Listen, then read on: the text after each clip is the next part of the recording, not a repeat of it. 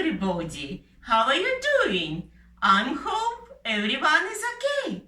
And I'm so happy to see you in our Spufs meeting. Say together. Welcome to Spufs.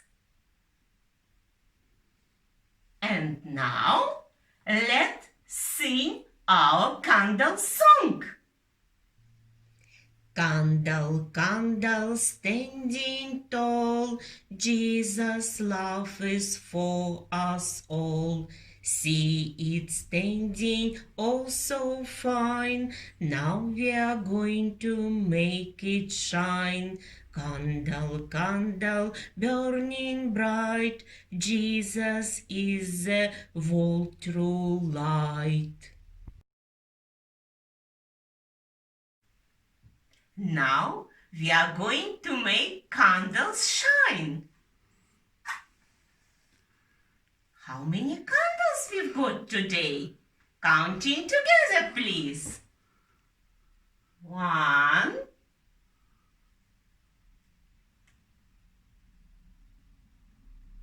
2. We've got 2 candles today.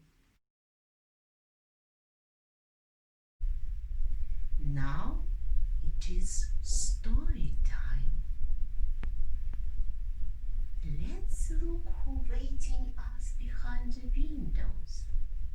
Today we will look through arch window.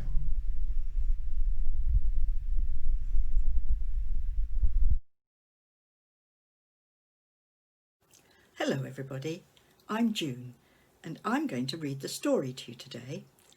I'm going to carry on with the story that Father John started last week. It's the story of Samuel. If you remember, Samuel, when he was a young boy, went to live in the temple with Eli the priest.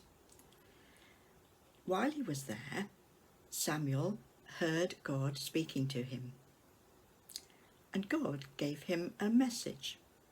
When Eli asked him what the message was, he wasn't very pleased, and Samuel was a bit uncomfortable telling him about it, because God had said, I'm going to punish Eli's 2 sons, his 2 boys, and none of his family will ever be priests again.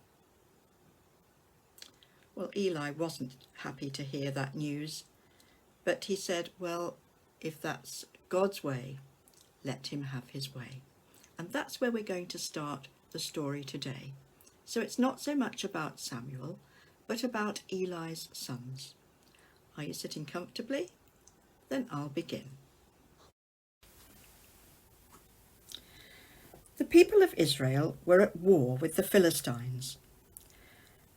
They fought and fought, but the Philistines were winning.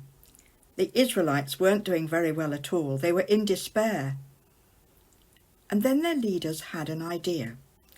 They said, let's carry God's covenant chest into the next battle.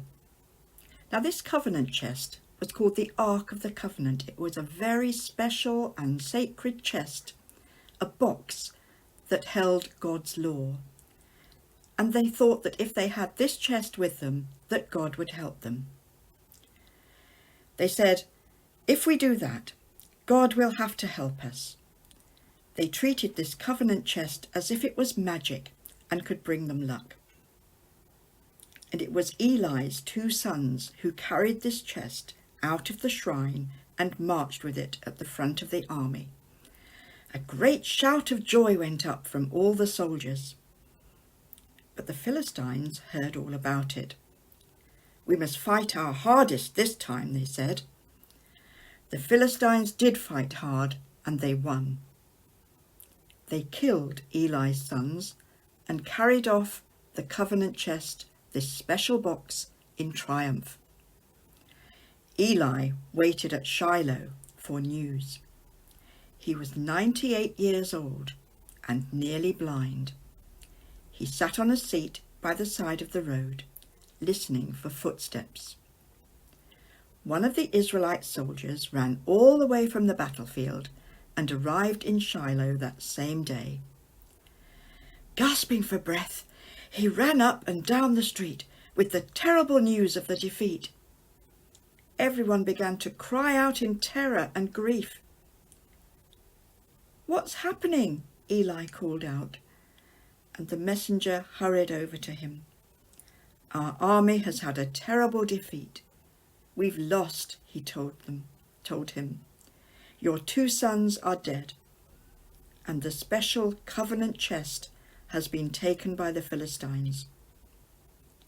When Eli heard that the precious covenant chest, which he had guarded and cared for so long, was in the hands of their enemies, he fell backwards with shock and grief, and because he was so old and heavy, he broke his neck and died.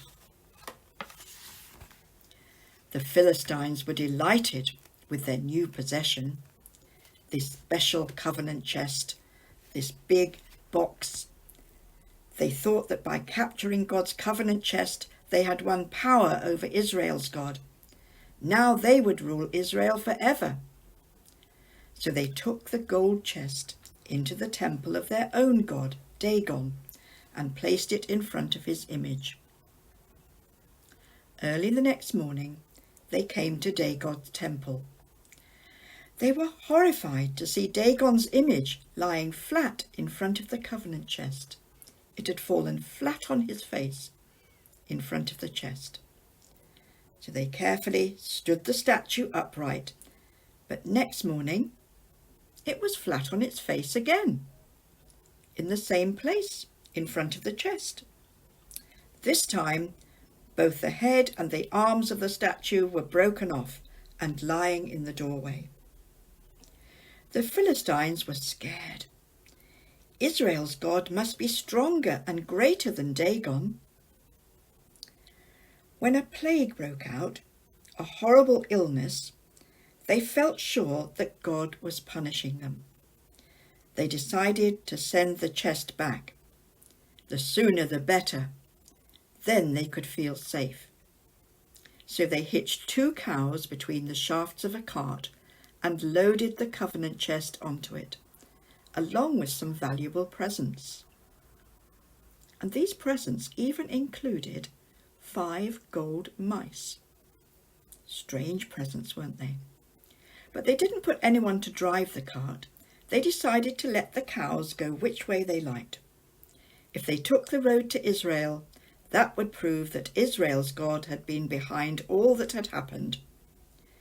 In spite of their calves, which they had left behind, the cows went straight towards Israel's border, mooing loudly as they went. Some of the Israelites, busy harvesting in the field, heard the cows mooing and lowing and saw the cart arrive. It jolted to a standstill, and they saw its precious load. They jumped for joy.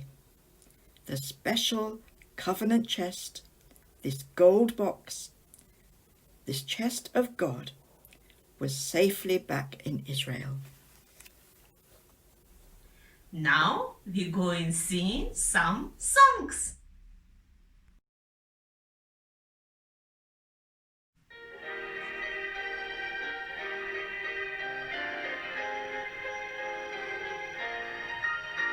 My God is so big, so strong and so mighty, there's nothing my God cannot do. My God is so big, so strong and so mighty, there's nothing my God cannot do. The mountains are His, the rivers are His, the stars are His handiwork too. My God is so big, so strong and so mighty, there's nothing my God cannot do.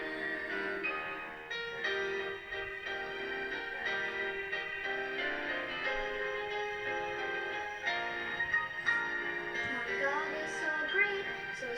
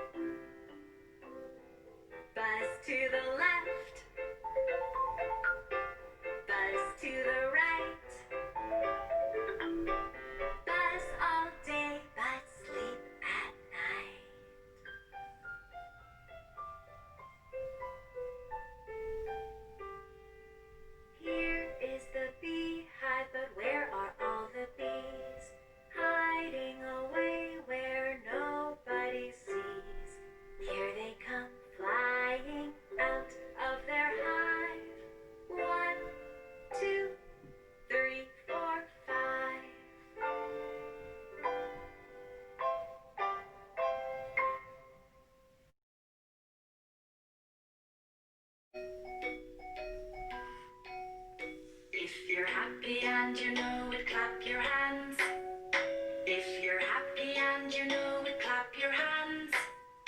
If you're happy and you know it and you really want to show it, if you're happy and you know it, clap your hands.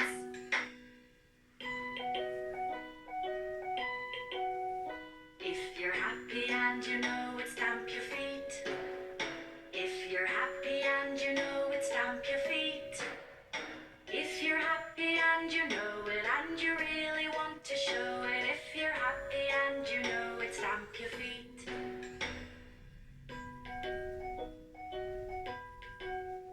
If you're happy and you know it, pat your legs. If you're happy and you know it, pat your legs. If you're happy and you know it and you really want to show it, if you're happy and you know it, pat your legs.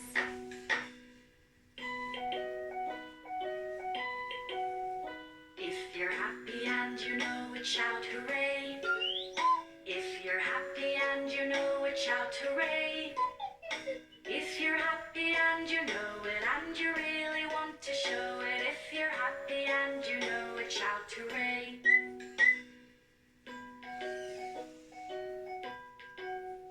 If you're happy and you know it, clap your hands. If you're happy and you know it, clap your hands. If you're happy and you know it and you really want to show it, if you're happy and you know it, clap your hands.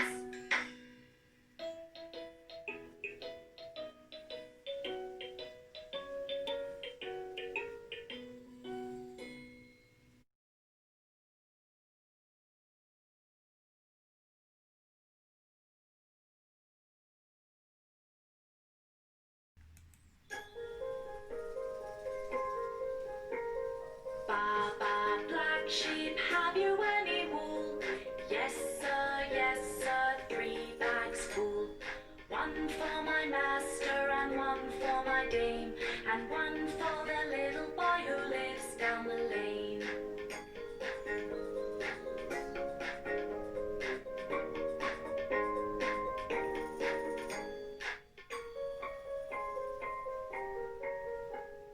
Ba ba, black sheep, have you any wool?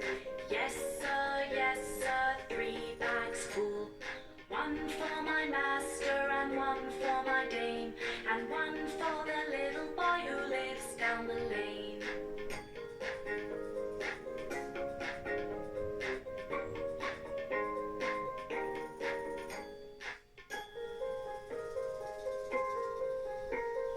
Ba ba, black sheep, have you any wool?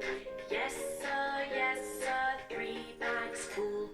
1 for my master and 1 for my dame, and 1 for the little boy who lives down the lane.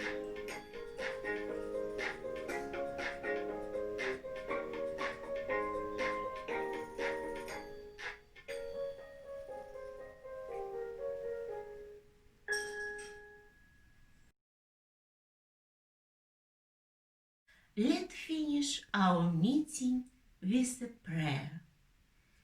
This is the way we bow our head, bow our head, bow our head when we talk to Jesus. This is the way we hold our hands, hold our hands, hold our hands when we talk to Jesus. Loving Father, hear our prayer for your children everywhere. Whatever different things they do, all girls and boys belong to you. And those who live so far away are just as much your family. Loving Father, hear our prayer for your children everywhere. Amen.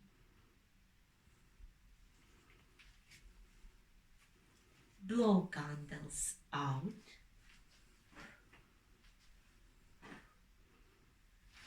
Bye-bye from Spufs. See you next week.